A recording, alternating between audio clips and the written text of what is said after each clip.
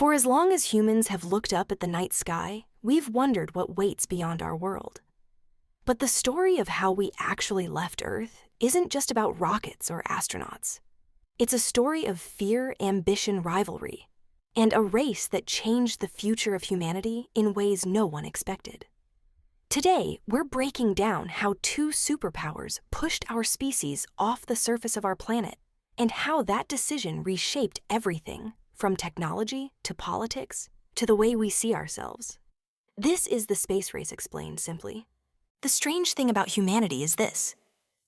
We didn't leave Earth because we were curious. We left because we were scared.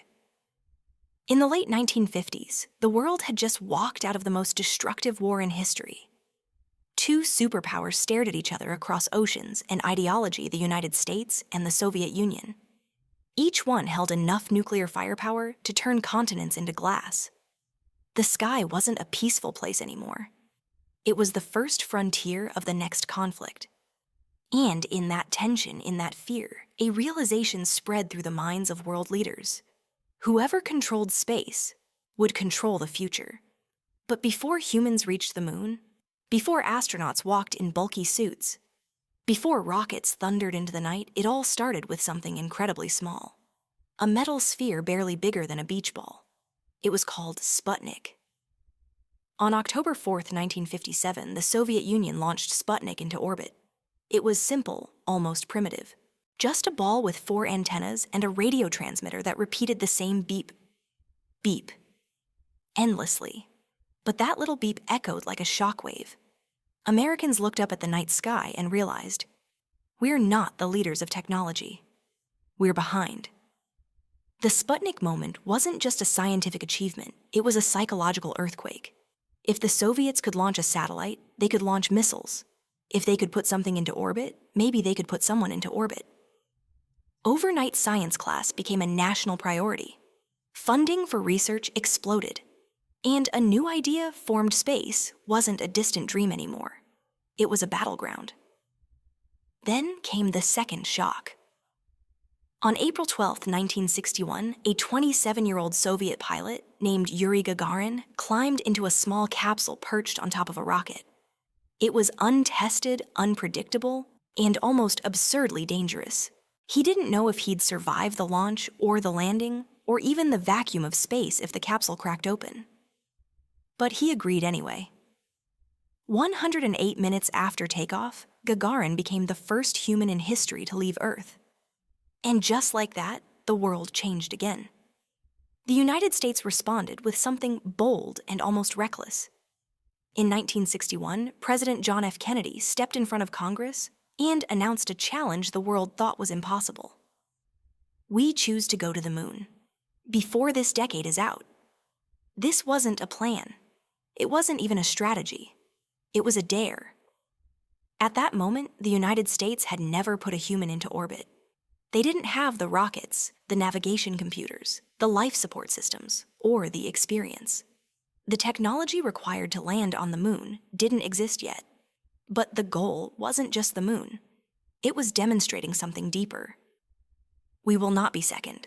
This promise launched the Apollo program, the most ambitious engineering project humanity had ever attempted. Hundreds of thousands of people worked on it. Factories across the country manufactured parts so precise that a single flaw could end an astronaut's life. And guiding it all was a computer less powerful than a modern calculator.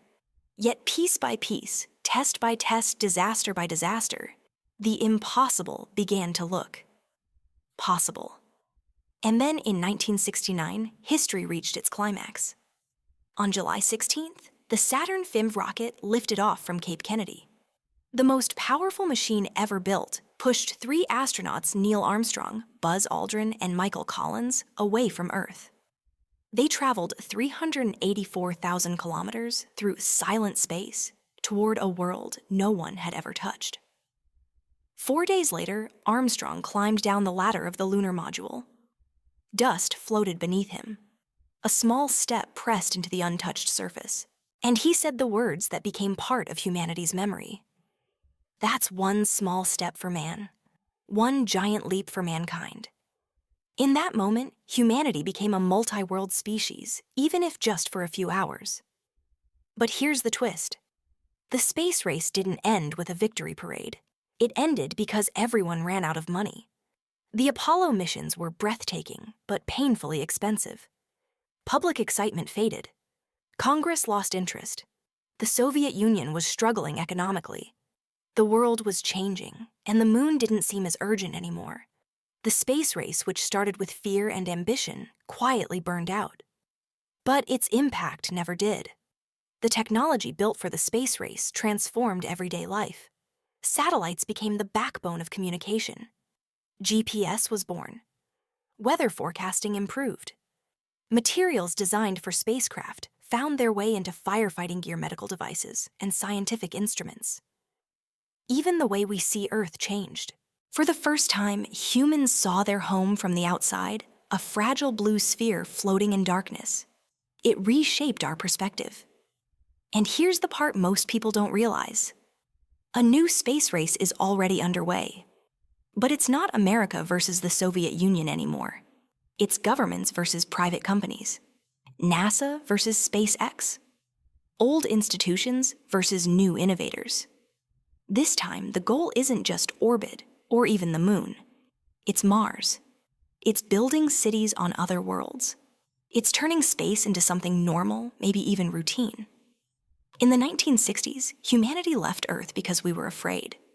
Today, we might leave because we're curious, or because staying on one planet forever is too risky.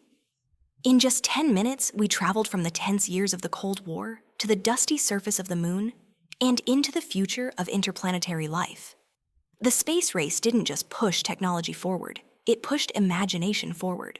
It proved that the impossible is often just something we haven't tried yet. So the real question isn't how we left Earth. It's where we'll go next. And maybe in 10 years, we'll look back at this moment and realize that humanity was standing on the edge of something even bigger than the moon. Maybe the next giant leap is already on its way. If this story gave you a new way to think about the space race, imagine what other moments in history look like when we strip away the myths and explain them clearly. Our world is full of events that seem complicated, but with the right perspective, they become simple and unforgettable. If you want more videos like this, make sure to subscribe, leave a like, and let me know what topic you want explained next. Thanks for watching Plain Explain, where we turn complex stories into ideas anyone can understand.